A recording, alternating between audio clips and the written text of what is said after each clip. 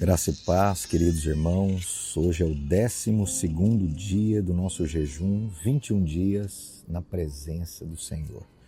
E o tema da mensagem de hoje é Deus usa os fracos. Paulo tinha um espinho na carne que não era uma doença em seu corpo, mas era um mensageiro de Satanás, ou seja, um anjo de Satanás, que atacava Paulo. Aonde quer que Paulo fosse, esse mensageiro agitava a multidão.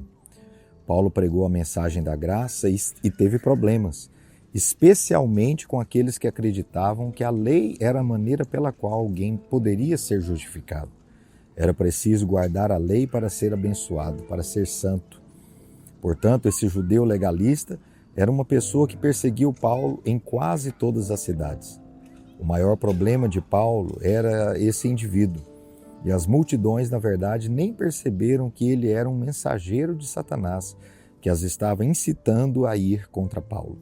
Então Paulo orou ao Senhor e disse: esse anjo de Satanás é como um espinho na carne que me segue aonde quer que eu vá. Deus, faça algo a respeito. Diante disso, o Senhor respondeu em 2 Coríntios 12:9. Então ele me disse: a minha graça te basta. Em outras palavras, a graça de Deus é tudo o que você precisa. Apesar dos problemas, apesar da natureza, dos desafios que você enfrenta, pode ser uma doença, um conflito na família, um adolescente rebelde, algo que o deixa acordado à noite, uma preocupação ou um transtorno. Estou aqui para lhe dizer que a resposta é sempre a mesma. A minha graça te basta. Então o Senhor disse algo muito profundo. Porque o meu poder se aperfeiçoa na fraqueza. Por que o meu poder se aperfeiçoa na fraqueza? A palavra poder aqui em grego é dynamis, que significa o poder miraculoso de Deus. Sempre que o Novo Testamento fala de milagres, o termo usado é dynamis. Por exemplo, em Atos 19:11 lemos: e Deus, pelas mãos de Paulo, fazia milagres extraordinários. E em Marcos 6,5 diz que o Senhor não pôde fazer ali nenhum milagre. Os termos milagres e obra poderosa são ambos traduzidos como dynamis em grego. Encontramos a mesma palavra em 2 Coríntios 12:9. A minha graça te basta, porque o meu poder de operar milagres se aperfeiçoa na fraqueza. Onde não há fraqueza, o poder e a graça de Deus não podem fluir. A graça não é atraída pela sua força, mas pela sua fraqueza. Pare de tentar ser forte em você mesmo. Aos homens apresentamos o nosso melhor, mas a Deus você mostra o seu pior.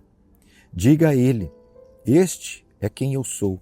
Tenho esse nervosismo, tenho essa tendência a me preocupar, tenho essa tendência a ficar doente. Seja o que for, não se esconda de Deus, mas vá até Ele como você é. E saiba que o poder milagroso de Deus prova ser perfeito, completo, fluindo e se completando como a água através do cano em sua fraqueza, e não em sua força. Receba essa revelação. Não há nada do que se orgulhar, você não pode se orgulhar de nada, apenas de suas fraquezas. Se fosse algo que vem da sua força natural, então você poderia se orgulhar disso. E é por isso que Paulo diz no mesmo versículo: de boa vontade, pois mais me gloriarei nas fraquezas, para que sobre mim repouse o poder de Cristo. Isso é algo muito profundo. De boa vontade é uma única palavra em grego, significa gabar-se. Do que Paulo preferia se gabar? As pessoas se gabam quando encontram um amigo, querem que saibam que o seu filho fez isso ou aquilo. Nós nos gabamos e não há nada de errado nisso, contanto que façamos com elegância. Por outro lado, você sabe como Jesus confortou os seus discípulos quando estavam com medo? Ele entrou no cenáculo com o seu corpo ressuscitado e disse: paz. Mas não bastava, ele tinha que lhes mostrar suas feridas, suas cicatrizes. Era como se ele lhes dissesse: eu sou um de vocês, eu também sofri. Quero saber se você vive o que eu vivo antes de poder ministrar a mim. Quero saber se você tem os mesmos problemas que eu. Esse é pensamento comum das pessoas. Se uma mulher perdeu um filho e um ministro vem e lhe conta todos os versículos sobre o céu, ela não encontra conforto. Então outra pessoa vem visitá-la e ela ainda não encontra conforto. Por fim, chega uma mulher que também perdeu o filho anteriormente e chora junto com ela.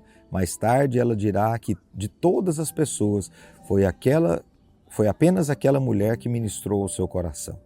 Na economia de Deus, é da nossa fraqueza que devemos nos orgulhar. Mas qual que é o seu ponto fraco? Paulo disse que se gloriava nas fraquezas. A palavra fraqueza, em grego, significa estar sem força, ser incapaz, incapacidade numa determinada área. E o que Paulo diz é muito profundo. Por isso tenho prazer nas fraquezas, nas injúrias, ou seja, quando as pessoas me insultam, quando falam de mim. Então, uma coisa é suportar essas situações, outra é realmente aproveitá-las. Chegamos a esse ponto? Por que Paulo disse isso? Assim como a revelação de que onde abundou o pecado, superabundou a graça. Paulo teve uma revelação de que nas áreas do sinal negativo, o sinal positivo de Deus pode se manifestar. Onde há muita fraqueza, a graça de Deus vai superabundar. O poder dentro e o poder sobre. No fim do versículo 9, Paulo diz que o poder de Deus repousa sobre ele. Nem todos têm o poder de Cristo sobre eles. Temos Cristo em nós, temos o Espírito dentro de nós, mas o Espírito sobre nós vem para fazermos um trabalho para Deus. Cada vez que alguém ora pelos enfermos, prega ou faz alguma coisa e vemos os resultados, é porque o Espírito de Deus veio sobre aquele ministro. E quando o Espírito vem, o Espírito sobre não habita, mas vem e vai. Diferente disso, o Espírito dentro nos guia todos os dias, está sempre presente. Aqui estamos falando do Espírito sobre. Quando me alegro nas minhas fraquezas, o poder de Cristo coloca uma tenda sobre mim. E a tenda é o tabernáculo, ou seja, local de proteção divina. Não importa o que aconteça ao meu redor, estou verdadeiramente debaixo do tabernáculo quando me alegro com as minhas fraquezas. Quando alguém me insulta, quando falam mal de mim pelas costas e eu me alegro nisso, o poder de Cristo vem sobre mim. E esse insulto, essa ofensa, não pode me ferir. Você precisa se tornar radical em relação a essas coisas. A graça será abundante. Saiba disso nas perseguições, nas aflições, por amor de Cristo, quando estou fraco, então sou forte. O que é o verdadeiro crescimento? O que é o crescimento espiritual? As pessoas pensam que à medida que você cresce no Senhor, você fica cada vez mais forte, e mais forte, e mais forte, até que obtém uma fé que não vacila. Você sente a energia espiritual da fé no seu coração. Seus músculos espirituais são claramente visíveis. Achamos que é isso que se trata o crescimento. Mas na realidade o crescimento é quando você vê cada vez mais os seus defeitos e limites. Crescer é se enxergar. Quando isso acontece, você vê cada vez mais o favor e a bondade de Deus nessas áreas. Assim, embora você esteja cada vez mais consciente de suas fraquezas, também está mais consciente de Jesus e da sua presença maravilhosa em sua vida. Você está mais consciente do fato de que depende dele. Você está mais consciente de sua providência vindo em sua direção. Esse é um crescimento real. Não se trata apenas de coisas positivas, mas também de ter uma maior consciência das suas fraquezas. Por exemplo, mesmo que você seja cristão há 15 ou 20 anos, você percebe que ainda tem certos pensamentos, certos defeitos. Isso é crescimento. Essas coisas sempre estiveram lá, mas você não podia vê-las antes. Agora você as vê porque cresceu. Mas não fique na dor da negatividade, passe para a parte positiva, porque você está ciente de todas essas suas fraquezas, para confiar cada vez mais em Cristo, confessando: eu sou a justiça de Deus em Cristo. É por isso que essa confissão, eu sou a justiça de Deus em Cristo, nunca tem a ver com você na carne, mas diz respeito a quem você é aos seus olhos. Alguns têm essa ideia de que quando aprendemos sobre a fé, tornamo-nos pessoas que não têm fraquezas. Pensamos que essa é a nossa nova identidade, mas nós ainda temos a carne. Por que Deus nos deixou com carne? Na verdade, Ele poderia ter feito com que não tivéssemos mais carne. Pelo menos teríamos menos problemas. mas Deus nos deixou com a carne. Por quê? A carne está sempre lá para nos lembrar de que precisamos dele. Um dia não teremos mais carne, mas teremos um corpo glorificado. Você anula a graça de Deus ao confiar em sua própria força. Quando Deus pede que você mostre a Ele suas fraquezas, você diz: esta é a minha força, Deus.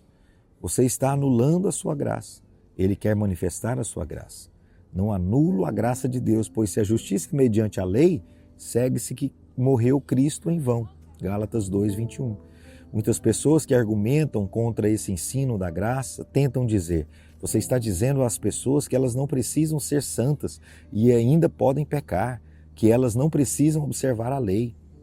Algumas pessoas chegam a essa conclusão porque ainda pensam que a justiça, a posição correta diante de Deus, é alcançada através da obediência aos mandamentos. Paulo estava dizendo que se a justiça fosse alcançada através da lei, Cristo teria morrido em vão. Como podemos acreditar na verdade que liberta, na verdade que santifica e levar um estilo de vida dissoluto? Acreditar corretamente produz uma vida correta. Jesus orou: santifica-os na verdade, a tua palavra é a verdade. Se você acredita na verdade, não pode viver uma vida dissoluta. Porém, o problema está bem aqui. O diabo ataca essa verdade e faz as pessoas pensarem que aqueles que ensinam essas coisas estão dando licença para pecar. Mas a Bíblia realmente diz que a força do pecado é a lei. Ela nunca diz que a força do pecado é a graça. Na verdade, também está escrito: o pecado não terá domínio sobre vós, porque não estáis debaixo da lei, mas debaixo da graça. Lamentavelmente, as pessoas acreditam que a justiça vem da lei. Se você acredita nisso, você está efetivamente dizendo que Cristo morreu em vão. Não havia necessidade de ele morrer se alguém pudesse se tornar santo guardando a lei. Cristo morreu em vão no que lhe diz respeito. E fazendo assim, você está anulando a graça de Deus. Em Gálatas 2:21, o verbo anular em grego também significa cancelar, descartar, deixar de lado, negligenciar ou frustrar, rejeitar, recusar, desdenhar. Não é o pecado que anula a graça de Deus. O pecado é errado, mas quando Paulo fala sobre isso, ele não escreve: eu não anulo a graça de Deus se ainda vivo no pecado. Se vivo no pecado, então Cristo morreu em vão. Todos sabemos que o pecado é errado, mas esse não foi o argumento de Paulo. Pessoas que confiam em sua própria força, na verdade, estão anulando a graça de Deus. Pessoas que tentam fazer tantas coisas através de seus próprios esforços e desprezam outras pessoas estão anulando a graça de Deus em sua vida. E quando você anula a graça de Deus em determinada área da sua vida, nessa mesma área não há manifestação de vida, não há nada fluindo. O exemplo de Jacó.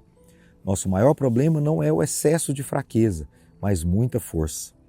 Já ouvi todo tipo de sermão sobre Jacó.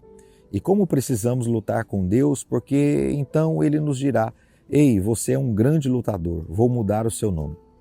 O homem que lutou com Jacó era uma aparência pré-encarnada de Jesus. Eventualmente o Senhor deslocou a articulação do seu quadril. Por mais fortes que fossem os ossos de Jacó, Ele os quebrou. Você não pode lutar com Deus, não importa qual campeão consiga lutar com Deus. Ele só precisa usar um dedo e esse campeão será derrubado. O surpreendente é isto. Quando Jacó estava fraco, o Senhor não pôde partir. Quando ele estava desamparado, agarrou-se a Deus e Deus não podia ir embora. Quando ele estava desamparado, o Senhor mudou o seu nome. O seu nome não será mais Jacó, o suplantador, mas Israel, príncipe, porque lutaste com Deus e com os homens e prevaleceste. Como Jacó venceu? Não com sua força. Através de sua força, mesmo lutando, ele não conseguiu vencer. Ele venceu com sua fraqueza. Se você disser: eu sou um pecador, o Senhor dirá: eu sou o Salvador. Se você disser: eu sou justo, Deus dirá: então você não precisa de mim. Eu não vim chamar os justos, mas os pecadores. Se você é um pecador, você se qualifica. O Senhor lhe diz: estou aqui para ajudá-lo. O amor se torna dor quando a pessoa amada se recusa a permitir que quem a ama derrame sobre ela o seu amor. Se o seu filho se recusa a deixar você ajudá-lo quando você sabe que ele precisa, se o seu filho tem dificuldades, sofre, mas se recusa a deixar você ajudá-lo e continua lutando, isso machuca você, porque o amor quer ver o seu ente querido livre de sofrimento. Portanto, o amor é dor quando você não permite que ele ame. E o Senhor diz: você tem alguma fraqueza? Deixe-me fluir através de suas fraquezas, confie em mim. O exemplo de Sansão. Acredito que Sansão era um homem magro e não acredito nos vários filmes de Hollywood que mostram que ele era um homem grande e musculoso. Eu não acredito em um Sansão assim. Se eu fizesse um filme de Sansão, a glória de Deus não poderia ser manifestada se o homem fosse forte. Entretanto, quando o homem é magro e todos riem dele, então o poder de Deus vem sobre ele. A Bíblia diz que o Espírito do Senhor desceu sobre Sansão e todos precisavam saber que, na verdade, era obra de Deus. Por isso, tiveram que induzir uma mulher chamada Dalila para descobrir o segredo da sua força. Se fosse o seu corpo poderoso e todos os seus músculos, todos saberiam que o segredo de Sansão eram seus músculos.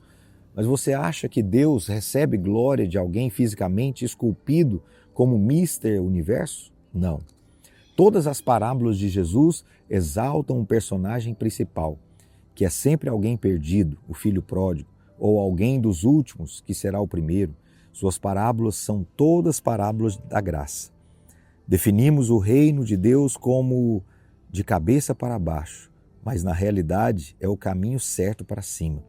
Disseram dos apóstolos no livro de Atos: estes que têm transtornado o mundo chegaram também aqui.